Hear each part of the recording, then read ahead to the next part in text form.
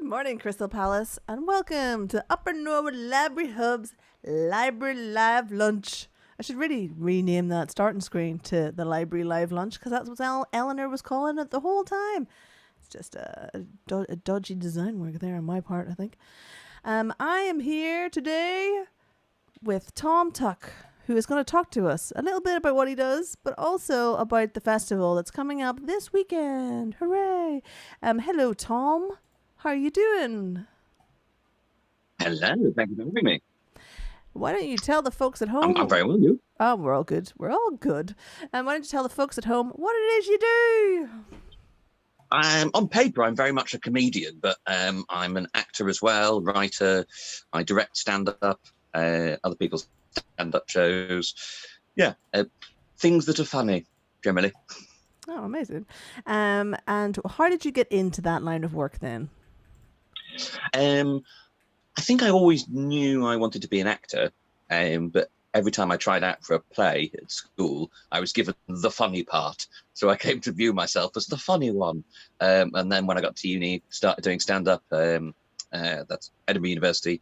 And they have the amazing Stand Comedy Club in Edinburgh with their famous Red Raw, which used to be £1. I think it's gone up to a frankly ridiculous £2 entrance now.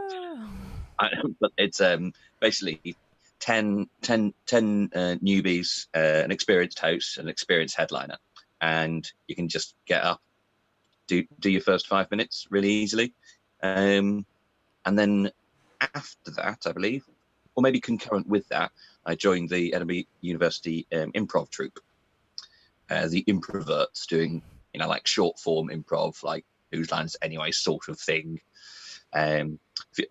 A few people have come out of that. Miles Jupp is another alumnus.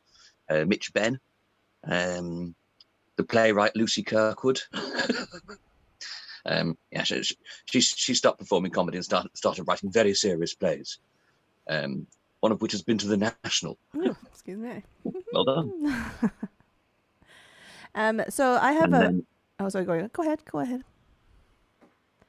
Oh, and so doing that improv, I met some guys, started a sketch group, and then from that we got on the radio and then bumbled along ever since. I think that's the way most people get on with life, regardless of what kind of career they find themselves in. I have some friends who work in burlesque and theatre and stuff like that, and they told me that they've never had a real job. Have you ever had a real job, or is this been your full-time job? Not that this isn't a real job in real sense. I don't. You know what I mean. I worked in Boots. I worked at a health food store. I worked at Yorkshire Bank in the credit card fraud department. Oh, well, very real then. I can still tell you the first 8 digits of all Yorkshire Bank credit cards. 4509, 801 for personal Visa, and 5504 for personal MasterCard. There's no reason my brain should have retained that information, but it does. Well, thank you for sharing that information with all internet scammers across the world. Thank you. No, that's the first 8 digits. So okay. That's just the IBAN identification for the bank. I see. Okay. Yeah. And then after university, but before moving to London, I worked at a publishing company for 2 years. Hey, amazing. So we have you on the show because you are working specifically with something that we are working with. And just before we go into that, I'm just going to say hello to Francesca, Samantha, Shane. You might. Shane works at the National as well, I understand. He's a stage manager there. We've got all sorts here in Crystal Palace.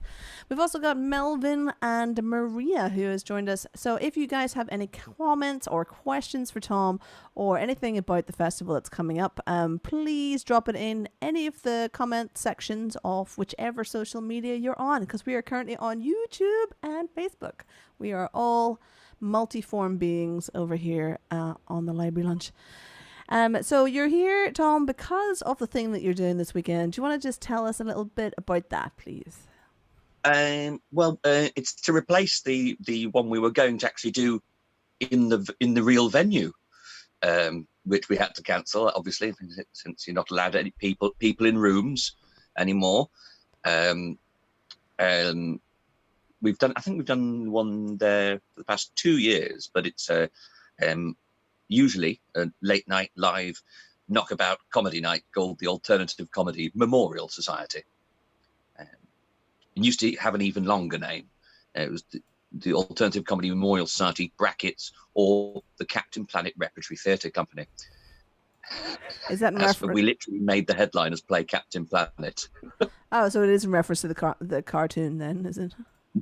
Yeah, I would transcribe main bits of an episode and make all the people who were on the show be in Captain Planet whilst I live directed it.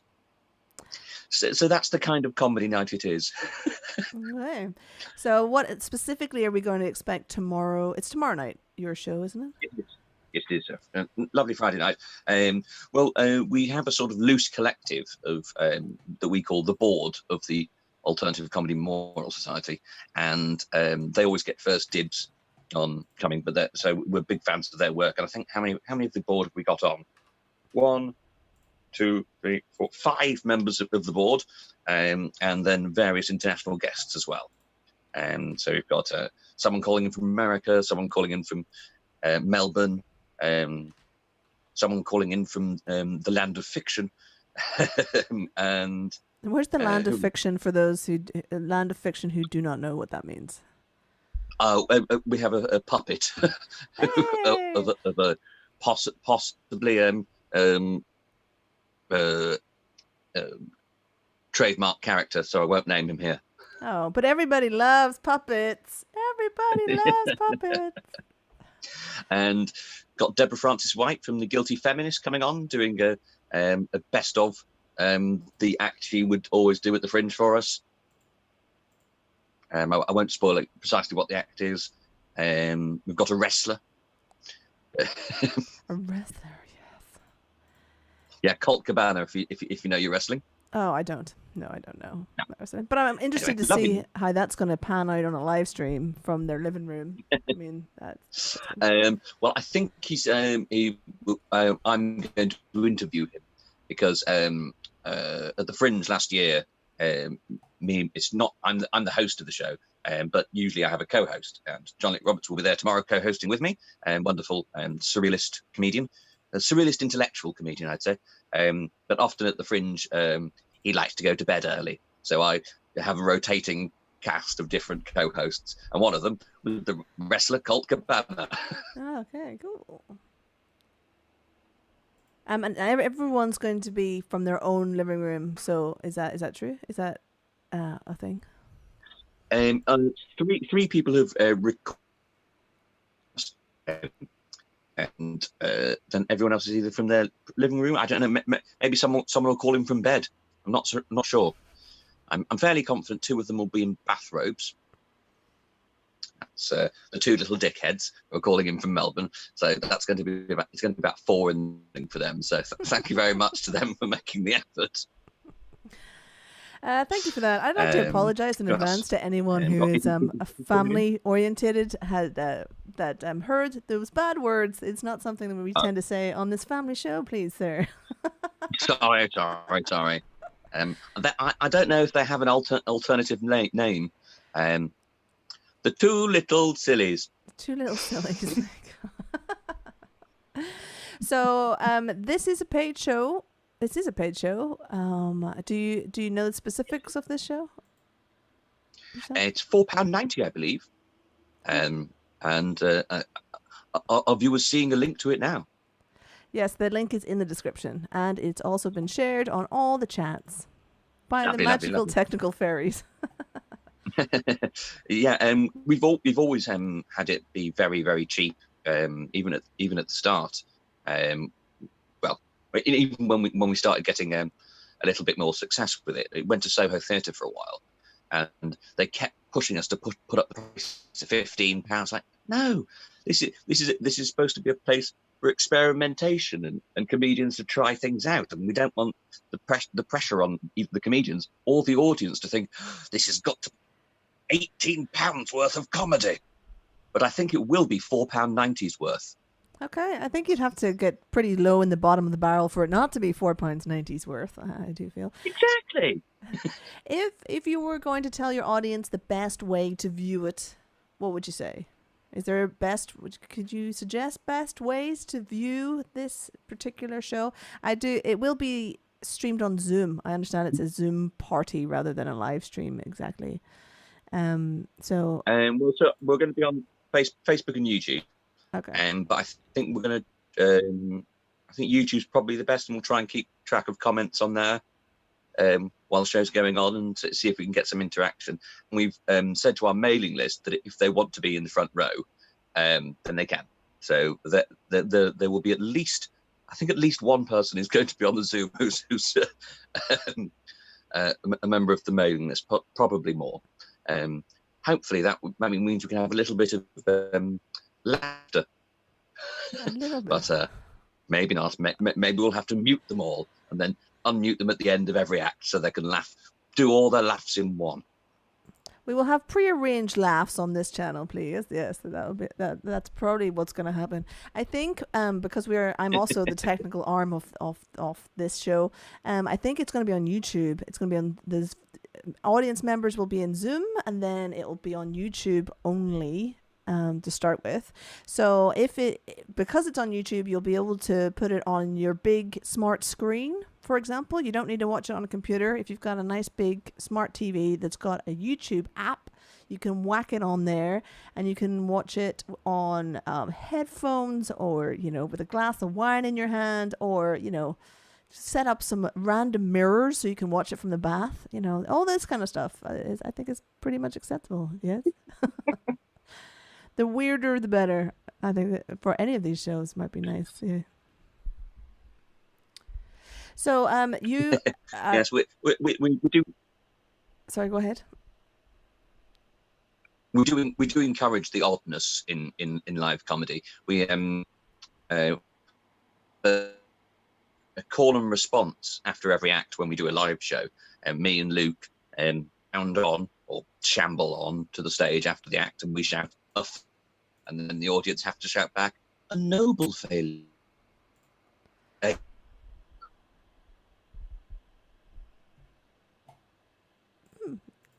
Okay, I think we've had a small little hiccup with the Zoom over there with Tom. I'm sure he'll be back in a wee second. I'll just take this time to say thank you to Patrick and Gainel who have joined us. If you have any questions or comments for Tom, then please drop them in the chat. I am trying to keep a wee eye on everything that's being sent across. I think Tom's back. Tom's back. Are you back with us now, Tom? Yes. Am I? Am I back? Yeah, you do seem to be back now. Yeah, it's good. You're back. Yeah. Good. I'm sorry about that. I don't know whether it's my internet or just some gremlins in the system. I'm not entirely sure. Your screen has frozen, but we can hear you, so that's always good. So I was going to ask you. Oh, right. You're back on. It's all a bit. Anyway, let's just move on. So I was going to ask you about how COVID has obviously had a massive impact on your live shows. Would you like to talk about that for a wee second?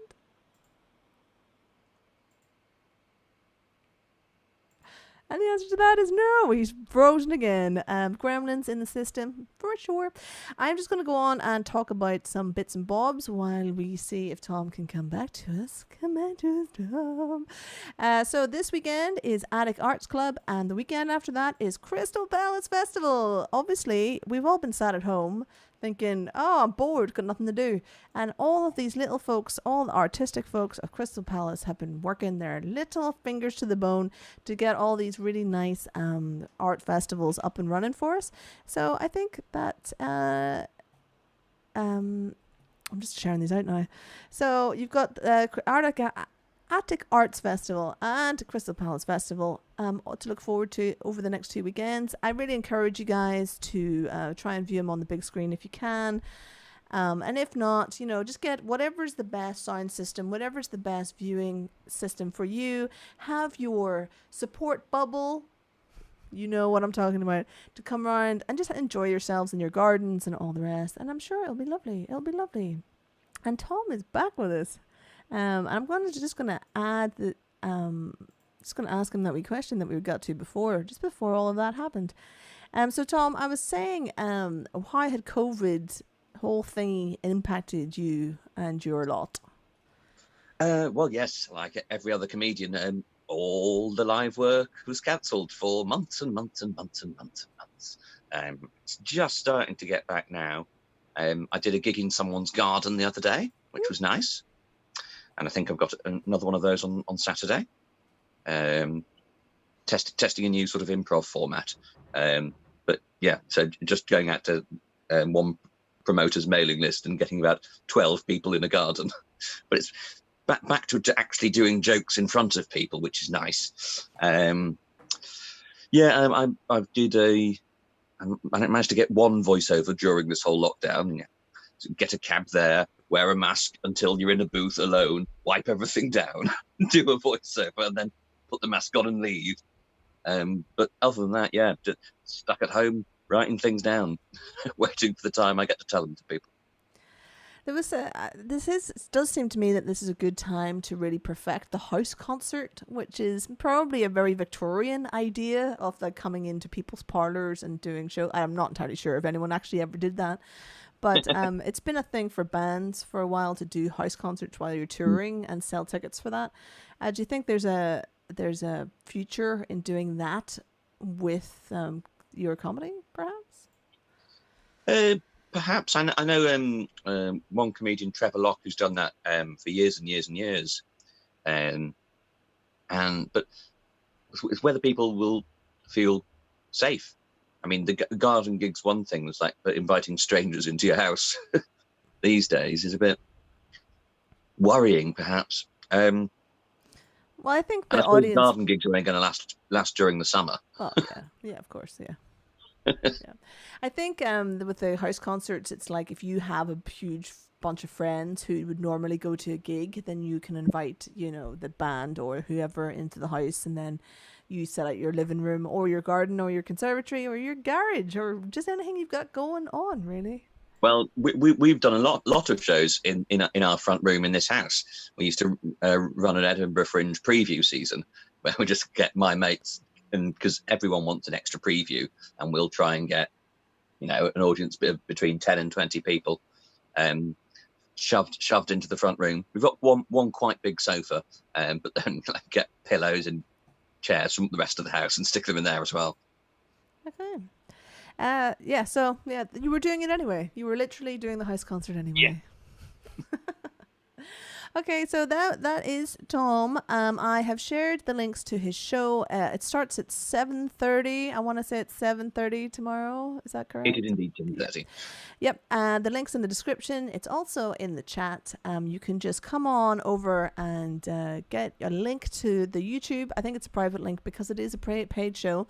It is only £4, and Tom has guaranteed it will definitely be worth the £4.90 you're going to spend on this show. And we take that as read now, Tom. So any complaints, where you can all just contact him at Turlygod. There you go. Yes. Get at me directly and tell me exactly how much fun you didn't have. You didn't have.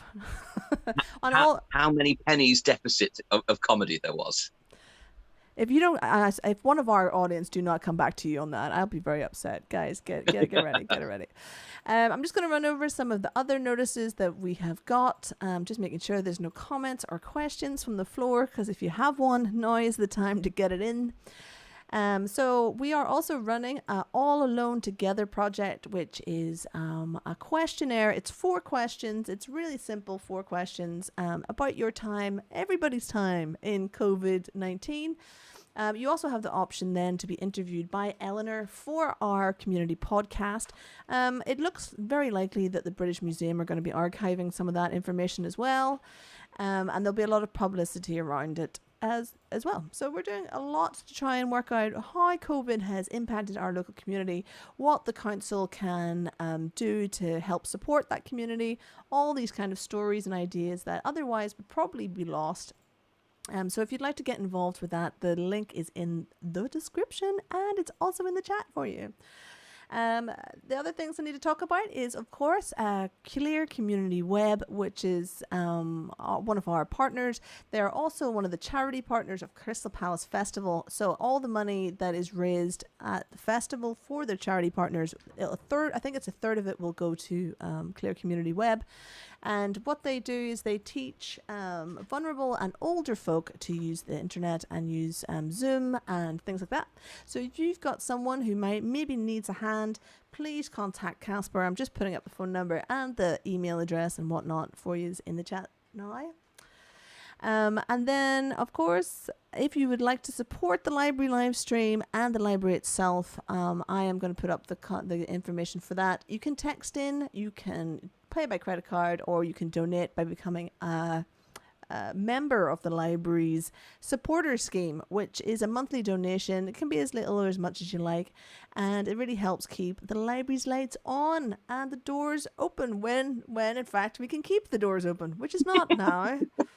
But soon, hopefully it will happen soon. And as you can see on your screens, the live stream channel has, since it began, but mostly because of our West End show the other Sunday, has raised £932 already.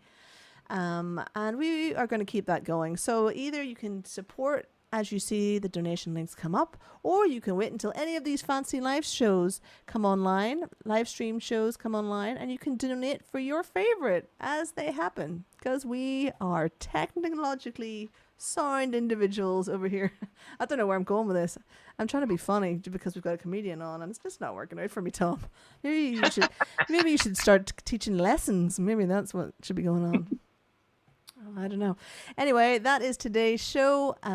Thank you very much, everyone who joined us. Let me just see if I can remember all your renames. It was Patrick and Gaynell, yes, and we had Melvin and Maria, as well as Shane was in there somewhere, but I've lost some of the names. Oh, Francesca and Samantha. So thank you very much for joining us. I hope you've enjoyed yourself, Tom, on what, as much of a TV show as you get to be on nowadays, I guess. I don't know. Well, definitely. And we will see you tomorrow night at Attic Arts Club. And we will see all of you guys tomorrow on the library live lunch, when we'll have more antics from folks at the Attic Arts Club coming in to share all their